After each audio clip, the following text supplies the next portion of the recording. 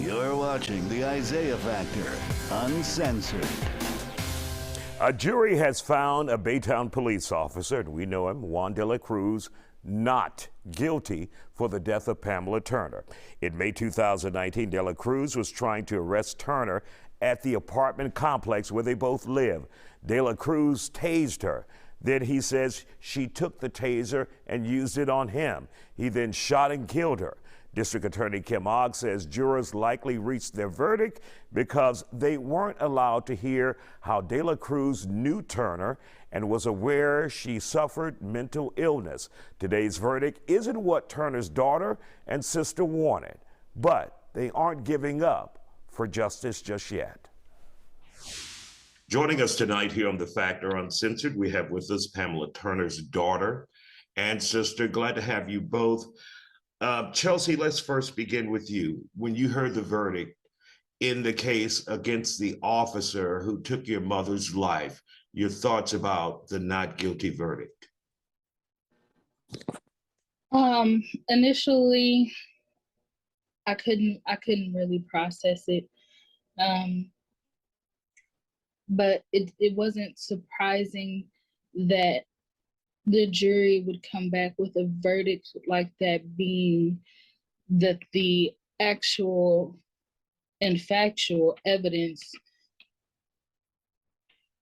that was very important to the case was not, they weren't even able to hear it. So many of the issues that you've heard and I've heard from criminal defense attorneys, they have said key information like your mother's mental health state, that your mother had run-ins with this officer before.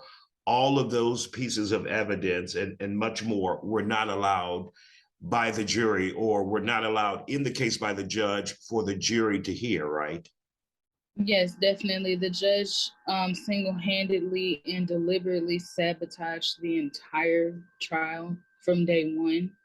How do you talk about whether a police officer committed a crime or not, and you can't even talk about the policies that he did violate within his own police department? That doesn't make sense to me. So the jury was unknowledgeable. They were underinformed, and that led to the verdict that they gave today. Antoinette, your thought on the verdict today? It was a bunch of BS. Personally, I'm not upset with the jurors because, like Chelsea said, they wasn't afforded the time to view the evidence. Everything that was supposed to support Pam was left out. And so do you feel empty at this point? Like, when it comes to this officer, this crime, you guys will get no justice?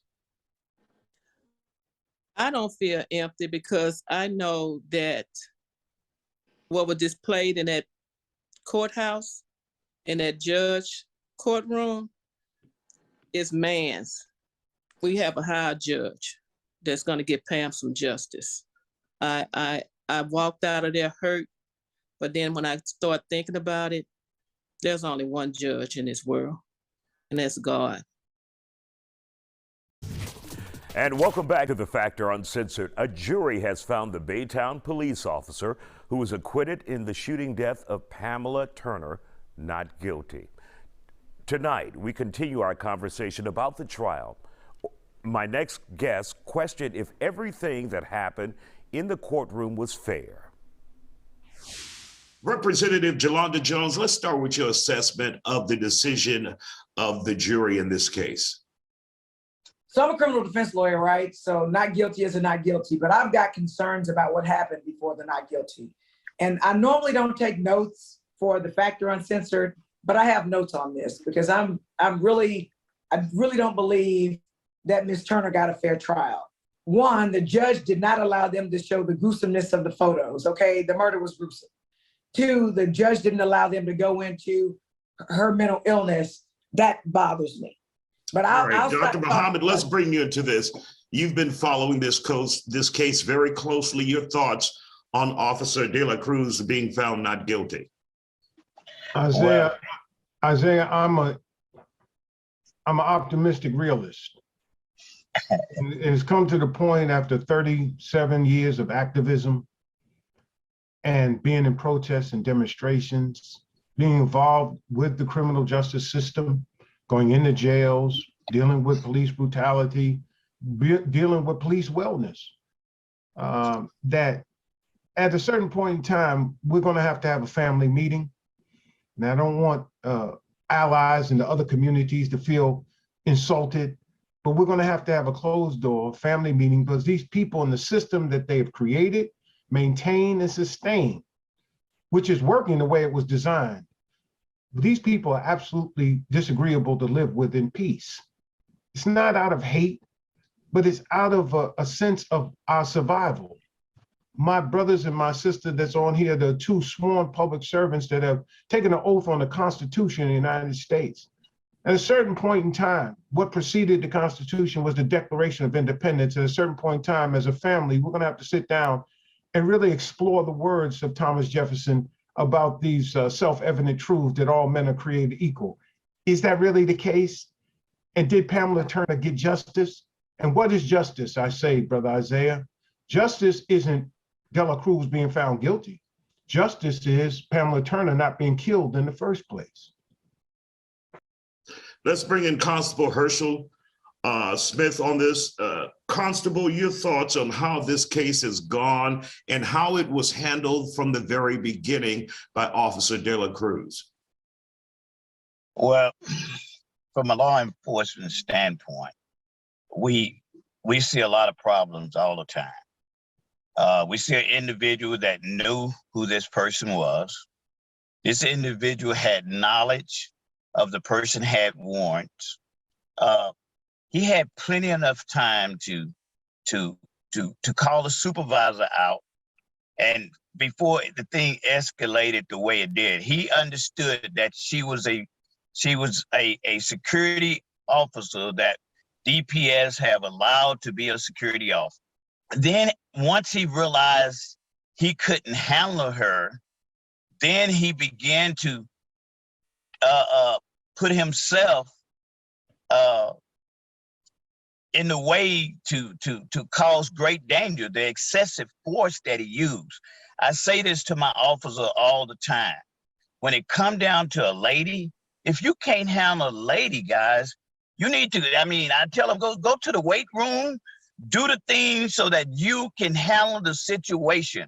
If you know this gonna be a problem, why don't you call for backup? You know, there was no backup or anything of that magnitude. So he, going back to your representative saying that this guy was a courtesy officer. As a courtesy officer, he have an idea who live in those apartments, who works in those apartments, et cetera, et cetera, et cetera. So therefore, he knew who he was dealing with. And then to take his weapon and shoot her 5 times, something wrong with that. Something is drastically wrong. I can understand our lives being put at stake from day to day. And I say it all the time, I was involved with a bank robbery. I had an opportunity to shoot the guy 3 times, but I didn't. Somewhere you got to have some kind of courage to be able to handle the situation and to come out protecting a person as well as saving yourself. So a lot of things we can take into our own hand. Isaiah, may I say this as a trial lawyer? All this evidence that the judge kept out should have come in. And so the jury's hands were tied. There were just things that they didn't know. And in fact, the defense called an expert who was not an expert. He called a witness to testify about the ultimate question, like, was it excessive force? He wasn't even an expert. And then he didn't even allow the prosecution to cross-examine the expert. Had it been the defendant who didn't have something, his due process rights would have been violated. So I wish that every time I try a case, the judge would give deference to my clients like they gave to this police officer.